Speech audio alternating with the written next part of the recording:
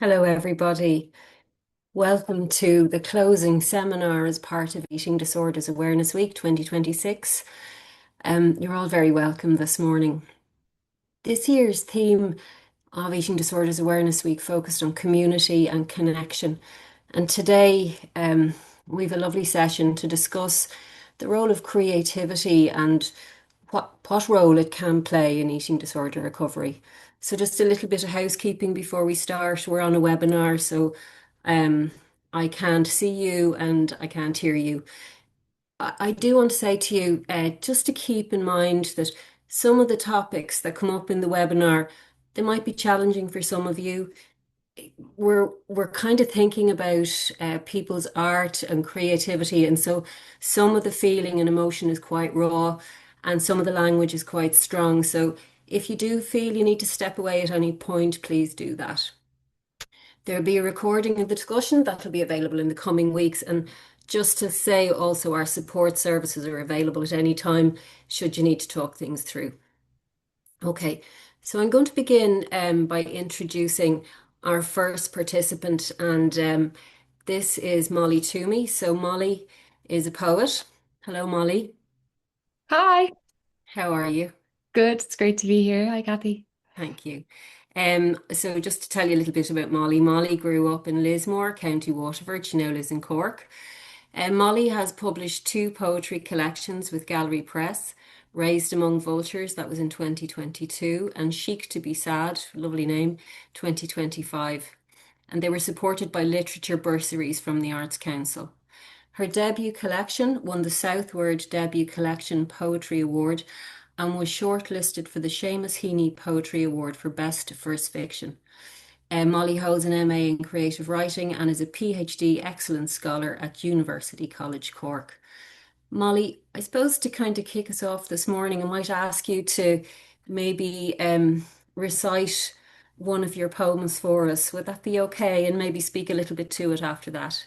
Of course, yeah, I'd be happy to. Thank you. So I'll read a poem that's called The Drop Off, and it's about my dad driving me to an eating disorder treatment center.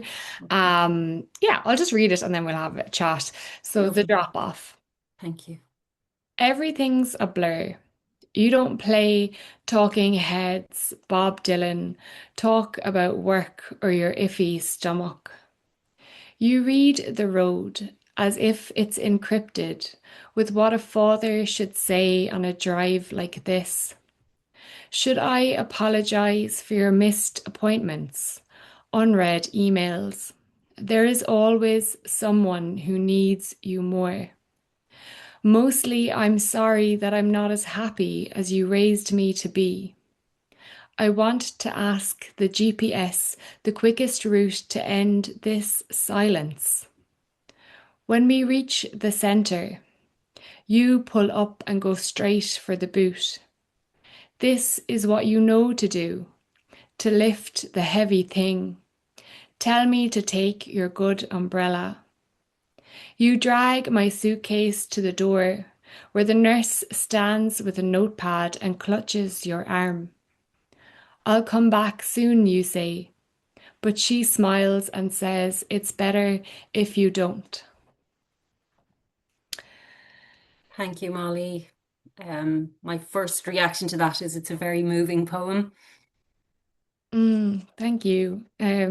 Yeah, it's funny. I haven't read it in a while, I suppose. And I read it. I wrote it so long ago, and I think Mm. sometimes you write a poem, and um, I think when I'm writing poems, sometimes I'm not quite processing the emotions, and I mightn't process the emotions until much longer after. You know, Yeah. it's funny, because I think I go through things, and I write about them, but often I the feelings come after, so it's interesting. I think that's so interesting. It's actually one of the questions I had for both of you later on was about that sort of being with the emotions as you Mhm. write, or as you, in Emma's case, said that as you kind of create your art. And you're saying to me that it doesn't quite happen like that, that it kind of comes out and then it's later on you recognize something about what's going on. Yeah, and it's interesting, yeah, and I suppose as well, like I am a full-time writer at the moment, so I Mhm. probably feel a kind of need to publish work and things. So it's always kind of straddling that sense of poetry is also for me, of course, it's a way that I figure things out and that I heal and that I process things, but it's also a way that I make a living. Yeah, So you're kind yeah. of trying to balance these two things. So again, like sometimes I maybe put myself under pressure to publish Mhm. when I haven't quite felt the feelings yet or whatever. So Yes, it's interesting, yeah. that is very interesting. Okay, well, we might talk about that, I suppose, a little bit further down the line. I'm going to introduce Emma Horgan now. So, Emma, um, there, hello, Emma. Hello. Um, so, Emma is a 24-year-old artist who studied fine art and print at the National College of Art and Design. Emma's work explores personal themes through expressive visual storytelling. She draws on her lived experience and creative practice. Emma is passionate about using art as a way to spark conversation, to raise awareness, and to connect with others.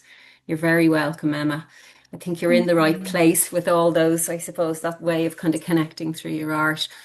Um, we're going to show some of your art on the screen, and then I might ask you just to kind of tell us a little bit about it, just this particular piece or other pieces actually you might want to talk about. Yeah, absolutely. This is some of my earlier work. It's actually from a video.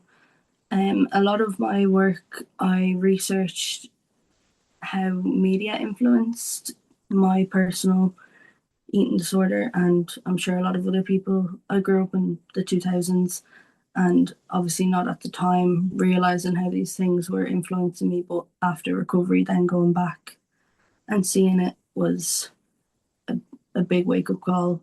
And obviously, won't go into specifics, but Yeah. there are so many videos, movies, TV shows that there's these little snippets that you wouldn't even pick up on. But as a child, you're watching these things, or as a teenager, you're watching these things, and it's going into your brain. And it's only after getting better and realizing that these things aren't normal or good influences, I was focusing on that, and especially with Yeah.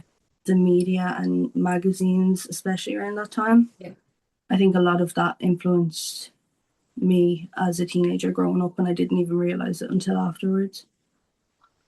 You know, I think that it's so interesting just to think about that idea, that something is going in that you're not really sure of, and yet you find a way to kind of access it through your work. It sort of comes back at you. You get to know yourself a bit better through it. And uh, it's reminding me of something you said, Molly, in the when we talked before in the September last year webinar, just in thinking about your workshop, you talked about how a lot of your work focused around that kind of wellness piece, nutritionist piece, or something. You found a lot of strong emotions coming out about that, and I just wonder with both of you, were there things that you didn't know that kind, not didn't know, but didn't really realize fully had influenced your eating disorder that you began to kind of reckon with or understand from kind of working creatively? Yeah, definitely. I think a lot of it was just normal things like normal TV shows, normal Right. magazines, books that we would have had in the house, or you'd have like in the toilet, like magazines beside the toilet, that kind of thing. And then you look at them now and you're kind of like, oh my God, like would I read that now and think the same? Like, because you think nothing of it, and then it Hmm. goes in. And I only really realized that through doing the work and the research, because my art kind of became more honest rather than just kind of surface level. I was letting myself go deeper into these things, and yeah, it's definitely a bit of a Great. wake up call. Molly, just thinking about that kind of thought. Yeah, I mean, I think like as well, like I think even in that gorgeous visual art, like I think there's a lot of anger. I think you go through a lot of anger when you go through recovery and you see all the things that would have negatively influenced you from society, um, and culture that you grew up with. And it's kind of like, as you were saying, Emma, it's kind of like a reawakening and you come back into society and like I just felt so much anger Mm. and rage, and I think I also feel anger that people aren't angry. Yeah, Do you know what I definitely. mean? Yeah. Like, even my last book was reviewed in the Irish Times, and the reviewer called it angry. And the use of the word angry, I think, sometimes puts the focus on the person who is angry and takes away from what they're angry about. It's like, oh, Mm. this person is angry, they should stop being angry, rather than let's look at what they're angry about, you know? Yeah, So it's interesting, yeah.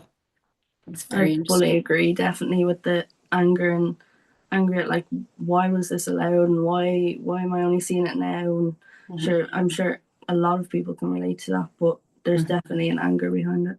Hmm. Hmm.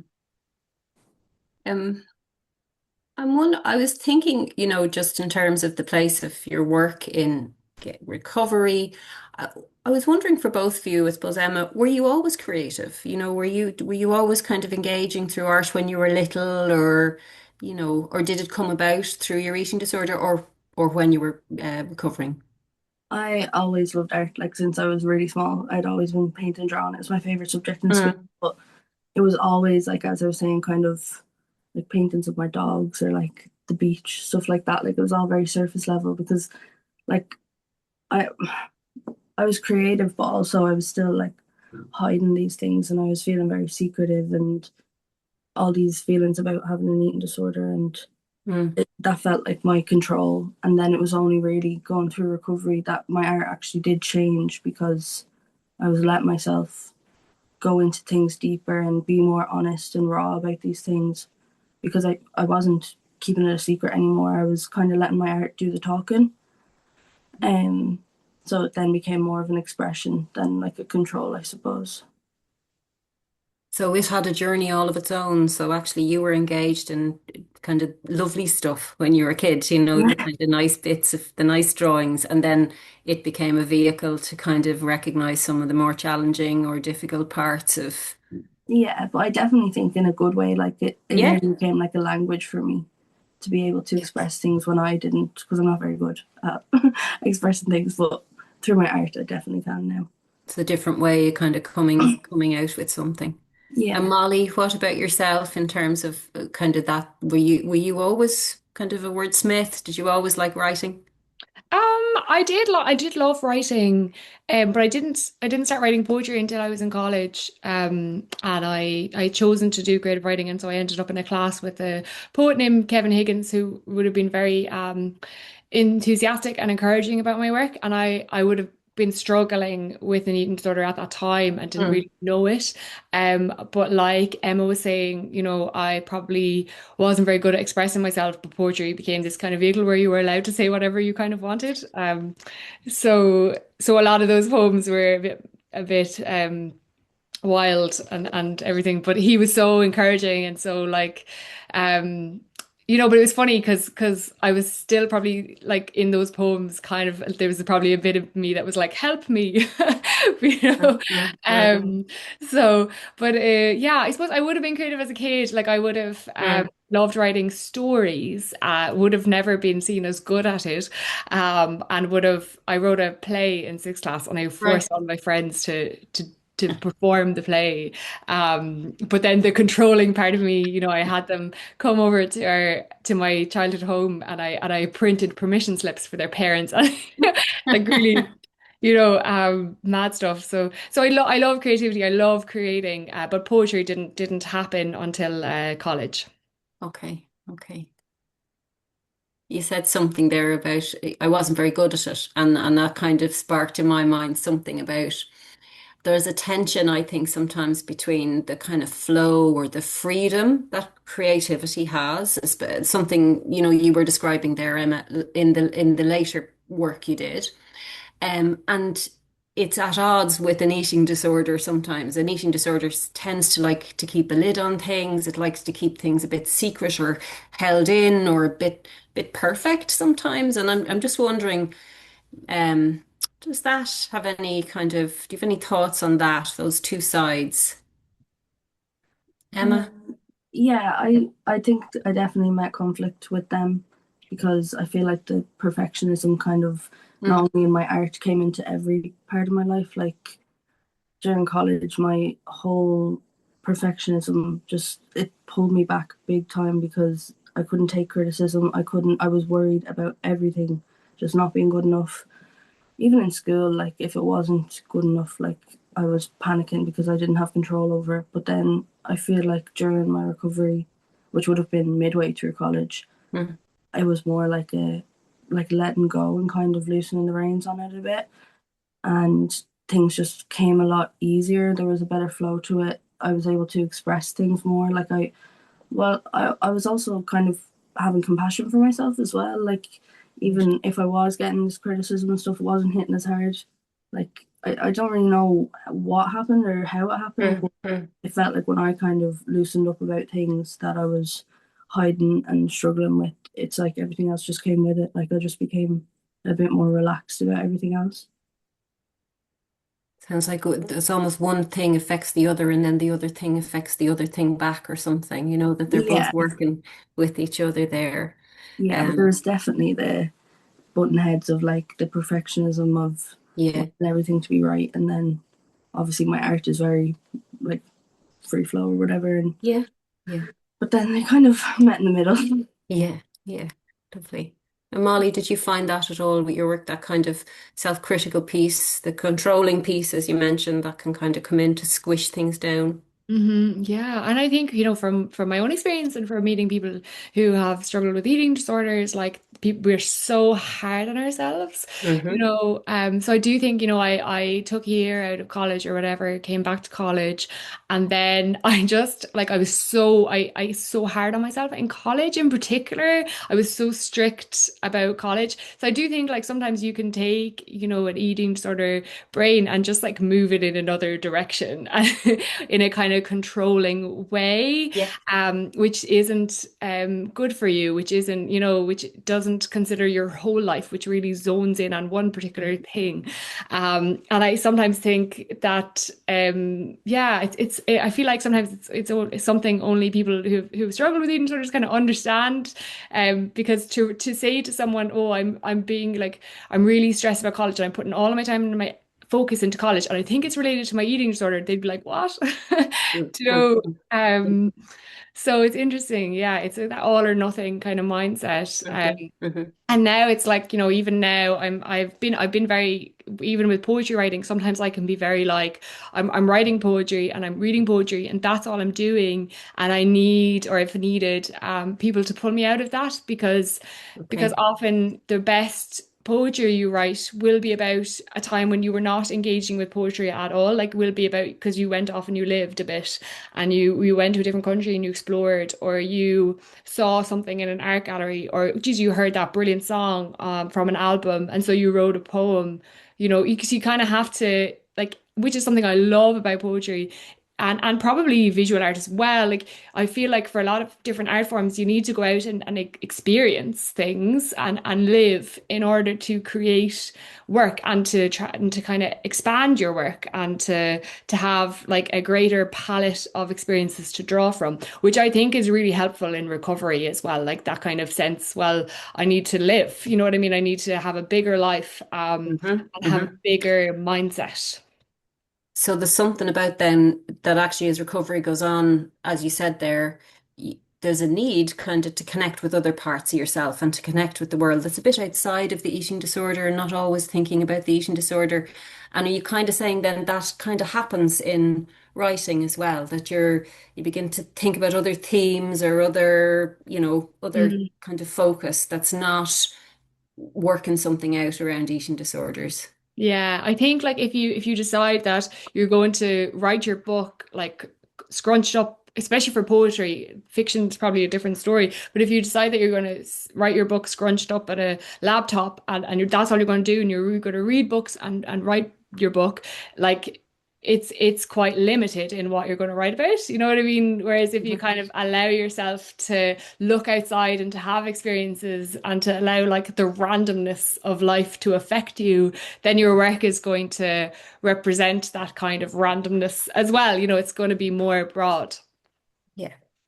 Thanks, Molly. What about you, Emma? Do you find as kind of things move on that you find yourself engaging in different aspects of life that might kind of get depicted in your work? Yeah, I think so. I think what Molly was saying, I completely agree with, like the fact that I've spent so much time all or nothing just focused on the one thing in art, and then you just get so like exhausted and you're just trying to push all this work out and then it doesn't feel good enough and back and forth. But then you could go and do something or like that, listen to music or see something, and it's like you just get a whole new wave of inspiration and you just want to create something out of it. And a Mhm. few times now that's happened to me where I'm like, oh my God, I need to remember this and I need to Mm. put more effort into going and doing things. It's okay to step away from the studio for like a day. Like it's not a big deal, you know? That's lovely to hear. There's something kind of stretch. There's a stretch in that or something, isn't there? That this is kind of part of recovery as well as obviously part of creating. Yeah. You're both talking in different ways, a kind of about creativity being a relationship with yourself in a way. It's kind of understanding yourself or thinking through what, some of the maybe unknown emotions that were there, or kind of seeing things. And then I suppose with art, and not always, there comes a time where you kind of show it out into the world a bit. You say, this is a bit of me, and I want people to have a look at that. And for me, I suppose I think that's a really brave thing to do. Um, really brave. And I was wondering, just Emma, what that was like for you, because you began to do art in college that other people could see, so they could see a bit of your insides outside. And how was that? It was it was a big decision. Like, Okay. so I did my final year, we do an exhibition. So my exhibition focused a lot on my own eating disorder and very raw and truthful piece. There was a lot being put out there.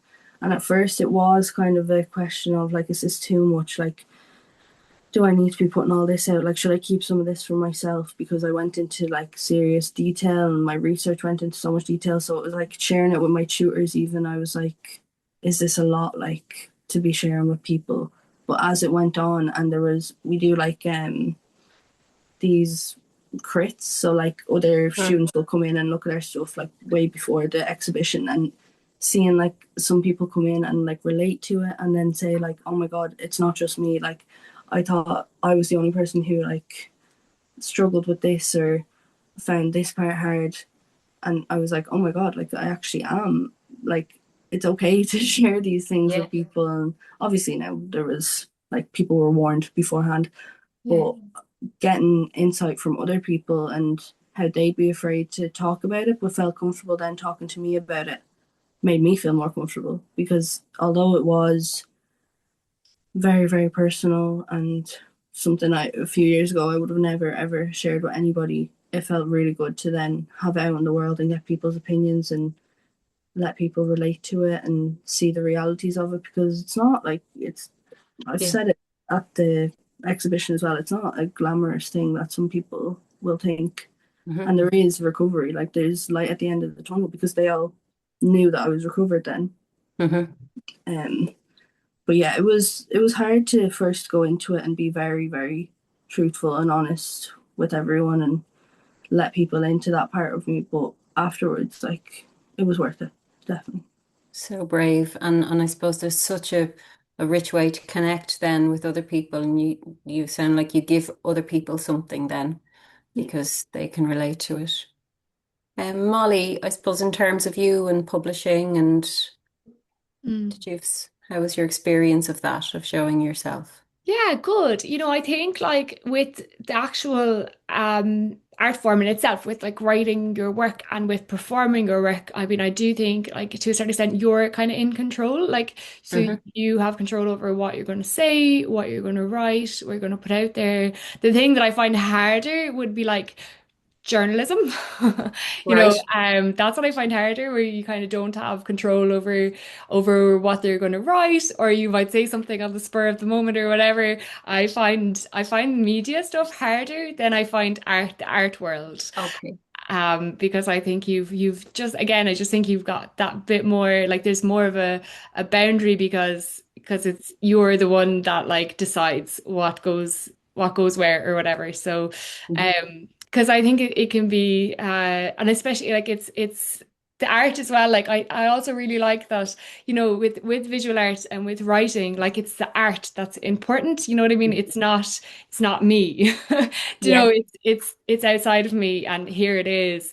And so whereas with like media, it's like your face and Yeah. you know your story and it's so personal and so vulnerable. Whereas art, it's just that little bit more outside of you or whatever. And again, you just have more say over it. Okay. Will you talk, speaking of that and kind of bringing something out into the world, will you talk to us a little bit about your workshop in November and I suppose how that felt to kind of connect with other people in that way? Yeah, it was brilliant. Yeah, yeah, I organized a workshop with Jakob Sumerer, Hmm. who was doing a PhD at the time, and we met each other via a conference, and he was really excited about running a workshop together, and we decided that it would be on the theme of future me. So what happened then is I went off and found poems that I thought were really kind of positive and that were kind of about self-care and kind of a relationship with the self. And then we had a few writing prompts with each of those poems. So we would have discussed the poems. It was a lovely group of people who attended, and we all discussed the poems and then we wrote poems together. Which we then shared. And it was really beautiful. It was really lovely. People attended who were really supportive and encouraging of one another. And so there were two workshops held in the morning on Saturdays. Um, and yeah, it was just a really lovely community of people who were kind of very caring towards each other, and they really loved the poems, which was always great for me because you're always kind of like, oh, I don't know if this is the right one or not or whatever. And it was just really nice to have positive and hopeful poems in a workshop as well, because sometimes poetry can be heavy, you know. So I just like I you know hosted those two workshops and came away just feeling like really full up with I don't know, wholesomeness and happiness, because I got so much out of them. You know, I get so much out of teaching as well, like just the kind of because I think poetry is magic and transformative. um yeah. Hi, yeah, I'm How here. we do? Hiya, Hi, guys. Grace. It's lovely to meet you. You Um, too, you so too. you were at the workshop as well, and you have a piece to read to us, do you? I do. I found the workshop uh really, really it was amazing. It was lovely to meet other people who were in the same boat, but also it was nice to meet other people who kind of wrote or expressed themselves through art and Mhm. yeah. So So before, and I suppose just to say to everybody, there you are. Just to yeah. say to everybody that, you know, the the great thing about this is that we're kind of thinking about very, you know, sometimes maybe very difficult feelings with strong emotions and strong language. So if you are feeling that this is a bit much, then to just take a step back or get a cup of tea and come back later. Sorry, Grace, to interrupt you. Carry on if you'd like to recite your poem for us. Thank you. Um,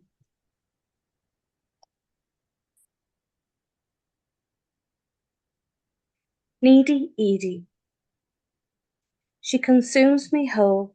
She consumed my soul. Her, a controlling Trojan horse, making my piggish fingers binge. Once I start to unhinge, Edie decides if I stop and when. A part of me for so long, like the Pied Piper's hypnotizing song. Needy Edie, my every mood possesses. Needy Edie is in total control of me, never wanting me to be free. She hides behind my eyes, inside my smiles, my crumbling teeth showing my defeat. I fear if Edie Needy will explode, so I let her continue to erode. My, my stomach muscles ache from all of the cake. Needy Edie isn't true, nor is Edie's toxic view. She is fake. an evil snake. Edie sneers as she sees me think. Her loud voice in my head makes me shrink. You're pathetic without me, a fat fucking cow, unless you see this. See? Look in the mirror. I can see that. Edie's right. I'm hideous and bloody fat. My dark shadow simply clicks her fingers. A dark shadow called needy Edie lingers. But one day I didn't give in to her cries to purge. I am strong, I am kind, and can listen to my not needy's mind. She'll always be there, which isn't fair. But the beast of Edie is not present and weedy. I won't allow her to consume me whole or grant me permission to again devour my soul. Thank you, Grace. That was very powerful piece in terms of there's a kind of a raw emotion in it and a kind of a lack of control and then a grabbing back of control or something away from Edie. Um, I suppose how was it to kind of reckon with those feelings in that poem while writing it? Um, like Molly said earlier, I think when you're writing it, you're just literally writing it, getting Mm. it down on the paper. And it's not until after you've written it and you're rereading it, and then you get all these emotions of sadness and I suppose yeah, sadness, just raw sadness, really. I can't describe it anymore. Mhm. Than that, I think I was gonna say shame, but Okay. I think at the time it might be like when it was active, I think I would have felt the shame. But now that I've learned that, it is an illness and Hmm. we don't choose this. Um, we shouldn't be ashamed. Um, it's not our fault. We Hmm. feel like it's our fault, and like that, we feel like we're hurting people who love us around us, but it's not like we're consciously choosing this. Hmm. Hmm. So there's sort of moving from something that might feel shameful, and hidden into something that sounds quite strong and separate from the eating disorder, from the illness itself, a kind of a standing over it in a way, not Yeah, feeling you're under it in a yeah, sense. exactly, exactly. And it's hard because you do feel like it's a part of you, and it is. And Hmm. I think with an eating disorder, I actually do think it is one of the hardest illnesses because if it's say gambling or drinking or things like that, or smoking, you can step away from it and maybe not be around the pub or avoid the drinking aisle, or you just say to people, I'm not going into one of the, I can't think of the word, where you go bet. Like a But bookies or, yeah, the yeah. bookies, exactly. But with eating, we have to eat. We have to eat. We're human. Hmm. And I think that's hard because you face it every single day. You face it every single meal. Hmm. And yeah, so it is, I think, in that sense, it is one of the hardest things. Thank you. Thank you, Grace. Thank you. So I wonder, just even to you, Molly, how does it support recovery to kind of access that creativity? I think that I was very lonely in recovery. I think that like nearly everyone I was friends with prior to recovery is not in my life anymore. Because I think I lost a lot of friends during recovery, and I think that writing was a best friend for me a lot of the time, because it was a non-judgmental space, and I could say what was happening and not hold back. So I think that was the definitely like, and that was a huge part of it, like that kind of sense of companionship with writing, and also like I'm very conscious of other people's journeys. And I think even in a setting where you're with people who have eating disorders, there are things that you will not share because you're afraid of harming other people. So, and I don't mean poetry as an art form, I mean writing in general is really helpful for processing those things that maybe you can only really talk about with a therapist or whatever. And then you've got this gap of days or even a week or longer where you can't see a therapist again, and you kind of feel like, oh, maybe you do email Bodywise or you join a group or whatever, but you, even in those spaces, you're still afraid of harming people. So it's writing is really helpful in that regard of getting things out in a kind of I suppose in a way that just is considerate of people around you as well, especially people who are struggling themselves. Okay, so something like just getting things out and coming to kind of get to know things that are going on in your eating disorder bit can kind of be very supportive of recovery. Emma, what about you? I completely agree with what Molly was saying about where, especially with my art, if I know it's going to be shown to people, there is like a censorship. Obviously, I have to keep it so that I'm not going to trigger people or anything like that. Just being conscious of people, but in the way that Molly was talking about writing, I find my sketchbooks would be kind of an outlet for me, and I nearly think of them as like a support system.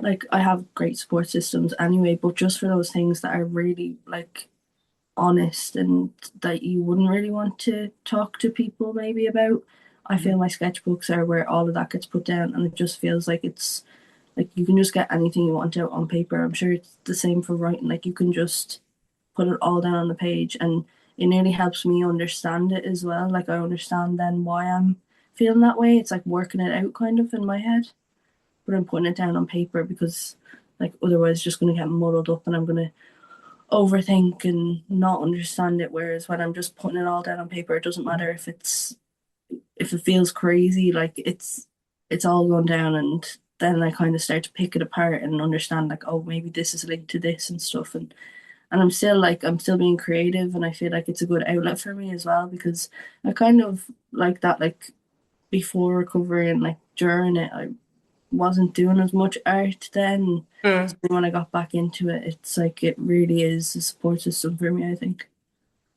Yeah.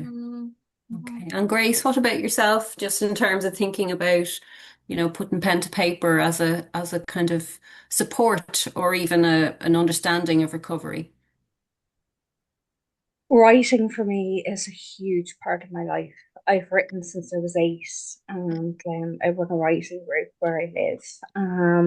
So for me, writing is like breathing. So for me, this was a massive tool for me. It's really therapeutic, and like that, I find when you're writing, you can choose to share it if you wish, but if you don't want to, you don't have to. And it's just, getting all these thoughts that are in your head and all these emotions that are in your heart out on the page. It's like you're bleeding your words onto the paper. And I think just doing that is great. And a notebook isn't going to judge you. A notebook isn't going to say anything triggering back to you. Do you know what I mean? It's Mm. literally just getting it out of your system. And sometimes you are just gonna write and you might like rip it up or burn it. But it's just the actual getting it out of your head. That's massive. And like sometimes just doing that and then coming back to it a day or two later, you can see what you've written with different eyes. I think if you read something straight away that you've written there and Mm. then, you don't really see it. You need to step away from it for a while and then go back to it. And I think sometimes it gives you a bit more clarity. Makes sense then a couple of days later or something. Absolutely, absolutely. And if it doesn't, then at least if you have a therapist or your Yeah. GP, or like Fitzy was saying about, body wise, you Mm. can pick up the phone or email or whatever, and you can try and explore why you were having these thoughts or why you might have said X, Y, or Z. Because sometimes we don't know the answer. Sometimes it's like, why did I write that? I don't understand why I did that. Most of the time I do, but you will sometimes come across something and you'll be like, why did I write that? Mm. So like that, we're human, we're not robots. It'd be great if we were and we were programmed, but yeah, I think being a Well, the human, eating disorder either, would love that, yeah, they're all exactly. robots. Exactly. So I think I think I think a huge thing in life in general, but especially when you have an illness like this, is to be compassionate to yourself, be understanding to yourself, and self-care and self-love, because it's so easy to look in the mirror and just not like who you see. And sometimes when you look at, like, if you're having a bad day and you're stressed out about X, Y, and Z, and you're like lashing out at those around you who love you and all, it can be very difficult. But they do say that you lash out at those closest, I think, don't they? Hmm. Because it's your kind of safe space, your bubble. That's a thought, isn't it? And you've all said actually kind of in different ways that you come back to something and you see something in your work that maybe you might not have known was there or was an influence on something. Do you come back to something and think, oh God, is that me? Or do I like what I see? Or I didn't know I felt that way about something? Do you discover parts of yourself? Molly, just to you, that question. Mhm. Yeah, that's so interesting. I was only in preparation for this event, I was looking back at my first book. Mhm. And it feels like a different human. Really? Yeah, it's so weird. It's so funny. It's like I can't even remember writing those poems. It's so interesting, and I think that that's the work of a person to evolve all the time and to Yeah. change your mind and to have different thoughts and whatever. So, which I think is really nice because writing is a kind of way of, like, I don't know, preserving different selves in the past that you'd probably lose otherwise, that you'd forget about otherwise. And what about you, Emma, in that regard? Like, do you go back and look at your work and think, oh goodness, who is that person? Yeah, like especially with college, like college is just a bit of a roller coaster for me. But seeing, I think more so like how it evolved, like even the smashing of the statue that we were Yeah. looking at earlier, that would have been a good bit earlier on than what I would have shown for my final year Okay. exhibition. And even just seeing the journey of, like, that was quite reserved. Like it had the same meaning and values and stuff, but seeing myself get more comfortable and okay enough to then dive even deeper into it, I think was nice. Like even like that when I was looking for stuff for this event, even my research and stuff, the way it progressed, and there was just more openness to it, I think. And I liked watching the journey of it kind of building. With mine, like that, there was obviously I was apprehensive, like to have people looking at that as it was so raw and personal. But like I was saying earlier, I think it really helped me to see that other people related to it, and there were other people who saw it and then went, okay, like I'm I can explore this, and I can, like, there's one person in particular who kind of I wouldn't have had even known, and she came to me afterwards and she just said, like, thank you for sharing this, and thank you for making it something that's not so taboo, like something she would have never felt okay kind of talking about, and then obviously felt okay talking to me about it. And I like the idea that it kind of raised awareness as well, because like as it was an exhibition, there was lots of people like that I didn't know there and I'd never met before, and a lot of them said back to me at the end, like, I wouldn't have even noticed these kind of things, and um like it kind of opened their eyes. Like that sounds a bit cocky for me, but like just what they Mhm. said, like that kind of made them realize things a bit more. So yeah, I don't know if I really answered that properly, but it Thank might you. be different for the writing though. Molly, I suppose your sense of that of Fitzy's Yeah. thinking, Um, yeah.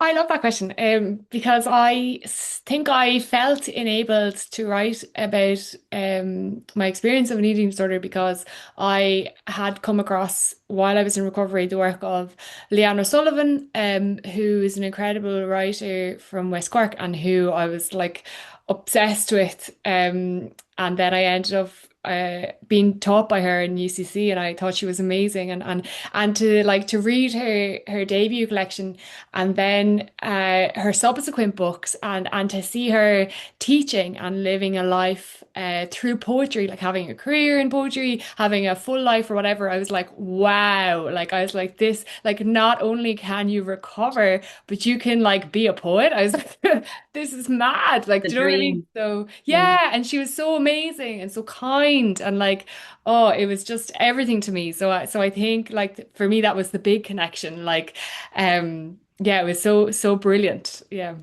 great. And Grace, I saw you nodding your head there, just Molly was saying that.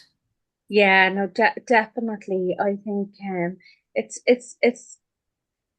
a nice feeling when you know that through your own writing you can help other people and make them feel less alone. Because I would definitely resonate with what Molly was saying earlier about it can be very, very lonely. And I think when you are in group sessions with Bodywise, um, it helps you feel less alone, that you're not fecked up with your thoughts of other people who are going through the same or similar things or feeling the same way that you are.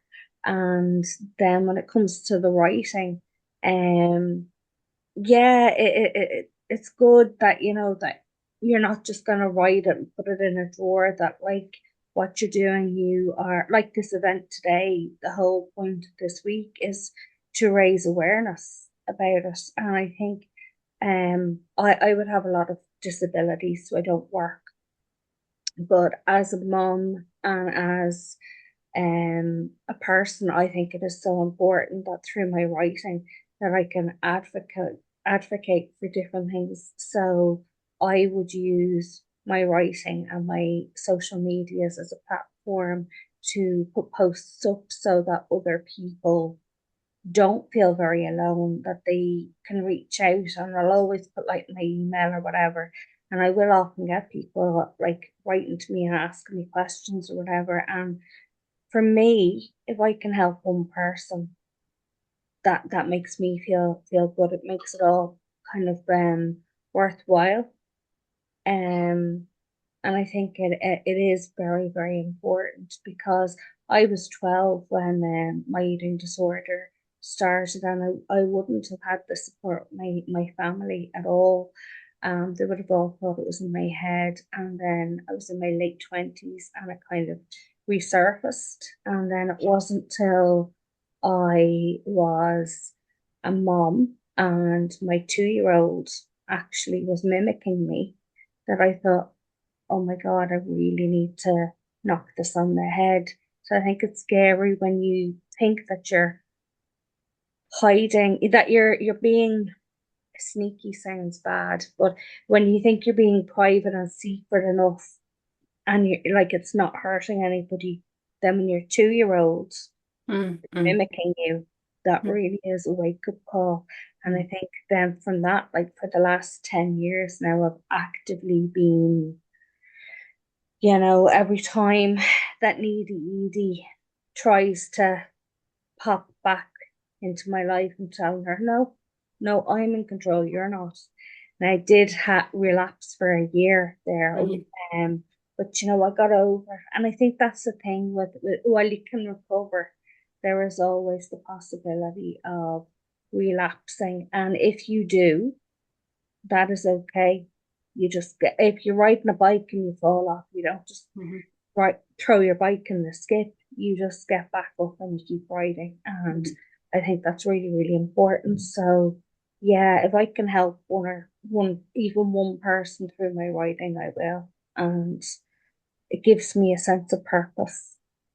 Well, that's great to hear. And I suppose there is something about us just being able to share your actual work this morning that's really quite a privilege for us to be able to do.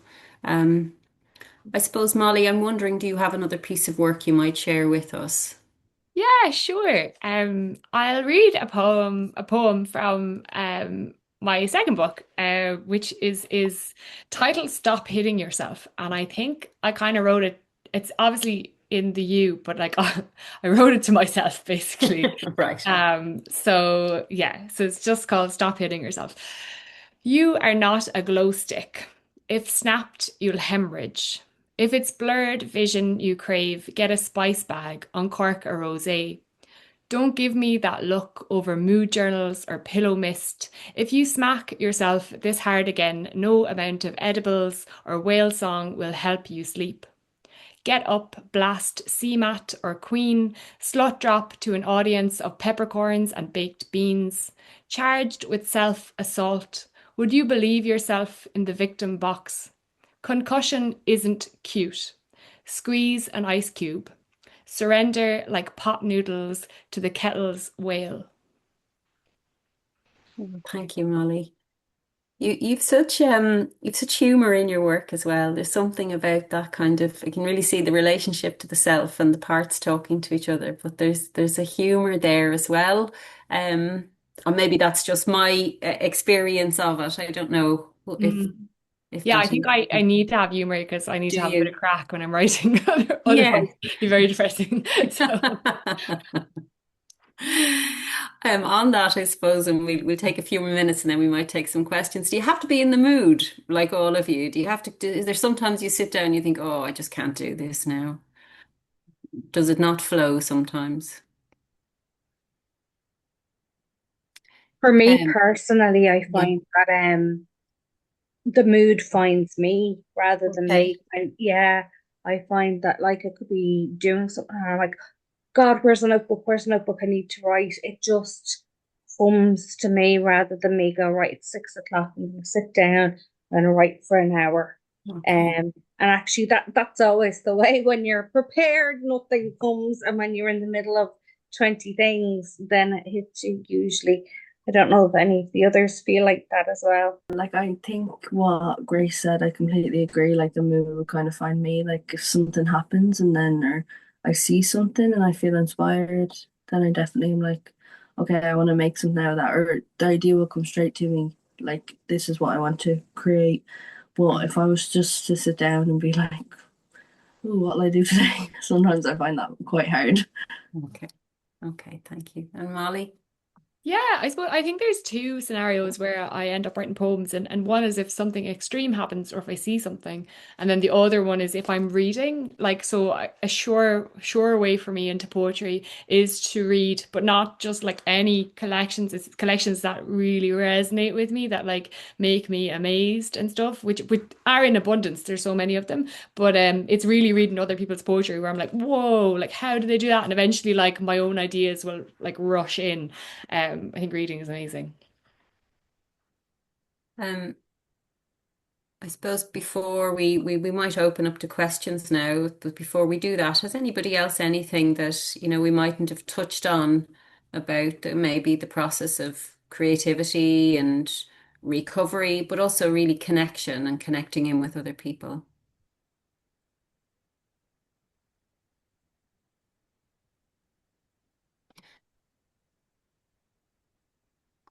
There was there was one part I was thinking about that when somebody's unwell with an eating disorder, sometimes things can feel very anti-creative, very kind of shut down. And I was wondering for any of you, maybe even Molly, what would you say to somebody if this is I'm not creative or I can't be creative, it's just not who I am.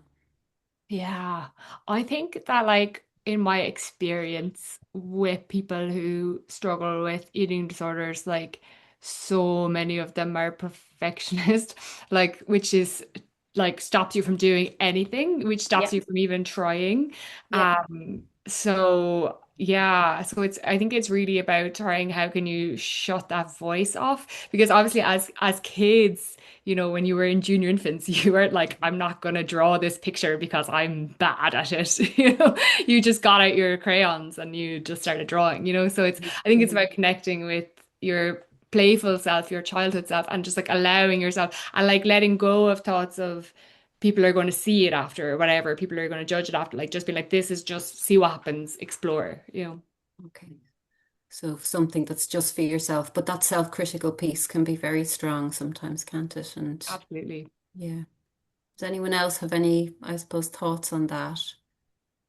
I do think definitely with like art, Yeah. and I'm not sure, maybe kind of in all aspects of creativity. I think the way the world is now, there's different like genres of everything. So I feel like now when speaking to anyone or trying these new things, it's kind of nicer that you can go and do whatever you want, and there's not a pressure for it to be a certain way, because like you could do something a certain way, it could be seen as abstract, do it another way, it could be seen as like impressionism. Like there's so many other Hmm. routes that like I feel like it makes people feel more open to be creative, and it's more like there's more compassion for yourself in that sense as well, that That's you can just kind of let loose.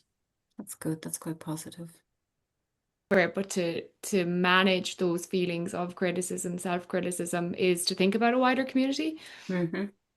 Yeah. Yeah, I like that. Also, like I think as well, like what I remember when I was really at the start of my recovery, and I had a dietitian who really pushed me to be playful. And so she'd be like, every day do something like that's a bit wacky or out of your comfort zone or whatever. So I'd like put my hair in stupid, weird, kind of messy way or whatever that I normally wouldn't do. So it's like trying to be a bit silly, because Hmm. sometimes it's okay to be a bit silly, do you know what I mean? And to mess things up, and you know what I mean? Like try to have, maybe it's just laugh. Do you know, do you know what I Hmm. mean? Maybe it doesn't need to be so like just lightening it, like mentally lightening the process for yourself. Hmm. Hmm. Okay. Well, look, will we check and see if there's any questions from anybody? So we have somebody here who says, I love that about being silly. And it is because again, I think it kind of goes against something that's eating disorder mindset a little bit. Silly and frivolous and playful aren't generally parts of an eating disorder. I can read it out. Thank you. So, hello, Emma and Molly. Thank you for your insights. Can I ask a question that might help my own practice as an art therapist, please? From your own experiences, how did the compassionate and creative part begin to step into the leadership role, and the perfectionist, restrictive, protective part make space for this? Do you recall it as one moment or across a period of time? I'm supporting individuals who currently are very self-critical and have such negative, rigid thinking about their art. Flexibility usually comes with taking the risk in making the art and gaining some calm regulation, but for some people it often becomes another opportunity to shame and berate themselves. It feels so similar to the eating disorder behavior. If this happened for you, how did you push through? Many thanks for the insights. Molly, do you want to take that? A big Yeah. question. Um, yeah. Again, I think like even, that poem that I just read out, which was like stop hitting yourself, is probably about that self-berating thing, and which I mean I still struggle with. I really don't have the answer for that. Really I think the answer is self-compassion, and I probably in that poem that was probably my way of trying to cope with a moment like that. Writing a poem like that was trying to speak to myself, you know what I mean? And trying to calm myself down.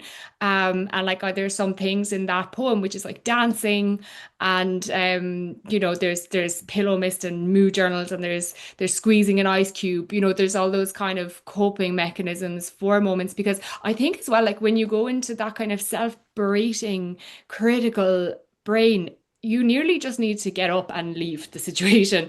Do you know, like sometimes it's too hard to stay in it. You need to like distract or whatever, and then come back when maybe you were in a different mindset.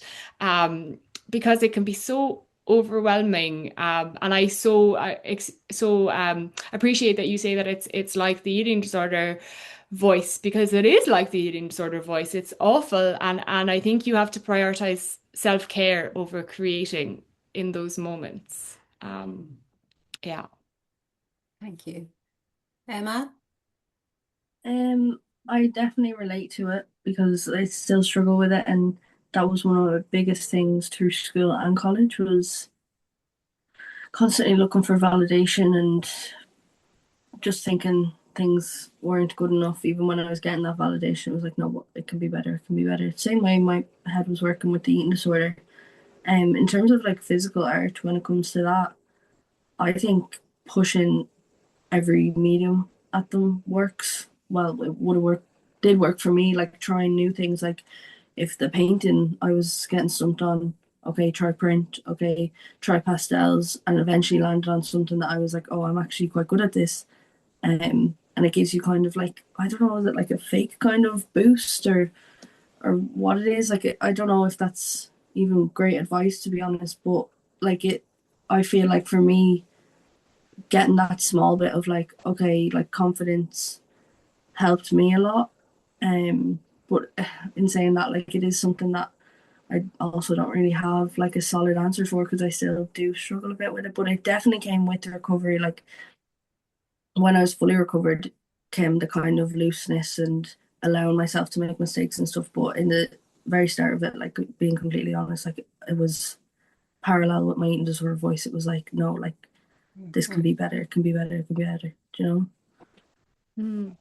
I think that's quite useful though, isn't it? That's something about trying something different. Just either Molly's idea that you step away from it, you just kind of literally walk away from something if it's feeling too punishing, or else the sense of trying a different medium, even different colors, something about that.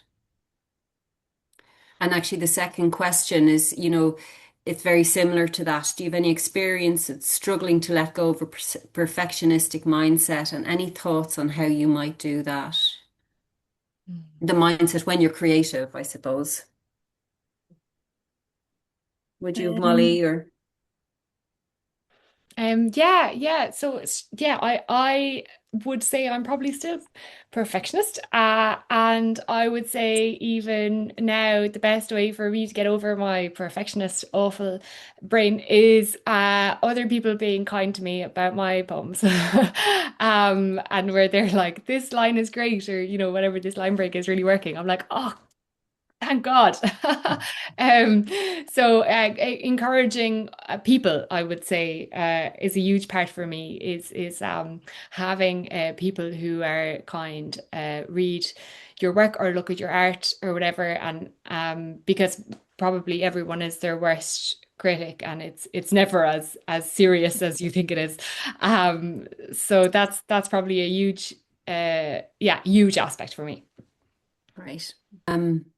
We've a few minutes left, but we're going to wrap up. I suppose, Molly, you had given some prompts in your workshop, and I was wondering, might you share some prompts with all of us, and we'll kind of maybe go away at the weekend and be Hmm. very creative. Yeah, so I have a prompt that I sent this morning. Hmm. Um, yeah, so it's kind of I have a poem by a poet called Kevin Graham, and then a prompt following that poem. So will I read the poem and then read the prompt? Please do that. So it's called To a Boy Blowing Bubbles in the Rain. You are what I have been trying to imagine all this time, what I have been hoping for. You emerge from the shadows of buildings as if out of a dream. Talbot Street looks to hide you in its crush of bodies, shoppers, buskers, addicts, thieves. Trust me, every corner of this city has been pissed on. Pigeons filthy the air, burger wrappers swirl in a poor attempt to be beautiful. A beggar unhooks his false eye, makes us regard the dark hole of our pity, and yet you skip unaided by anything but your better self. a stay against the darkness, boiling up through manhole covers, respite from the struggle. With your little tube of fairy liquid and a dogged look, you put your lips to the world and spite the weather. You are showing me this is easy. Oh, thank you, Molly. So I love that poem. Yeah. About a little boy blowing bubbles in the midst of all the darkness. And then the prompt I have is Mhm. to write a poem of gratitude to someone who unknowingly interrupted a period of sadness or bleakness in your life. Ground the poem in simple, observable details, address the person directly, and focus on the sensory details of this quietly magic moment that changed your mindset, even if only for a short period. Oh, there's so much in that. And you're asking us to kind of think about other people as well, or kind of reach out in a way to think about other people. Mm, yeah. I think my second book was very much like focused on other, Yeah. I think I like writing about other people too because Yeah. it fills me up with nice feelings. Yeah. So, Yeah. And I suppose in the throes of an eating disorder, things can feel very kind of self-preoccupying for a reason that we can, we can kind of be in ourselves a bit. And mm, so something about moving out of that space and kind of seeing other people. yeah, absolutely. Okay. Well, look, I think we'll finish up. I want to thank you all very, very much for this morning, for sharing your work with us. It's really such a privilege to be able to kind of talk about your work and hear it as well, and in your case, Emma, see it too. Um, so also just to say to everybody, thank you for coming, and our support services are there. The helpline is still open, and we have Bodywise Alex at bodywise.ie if you just have anything on your mind you want to kind of talk about.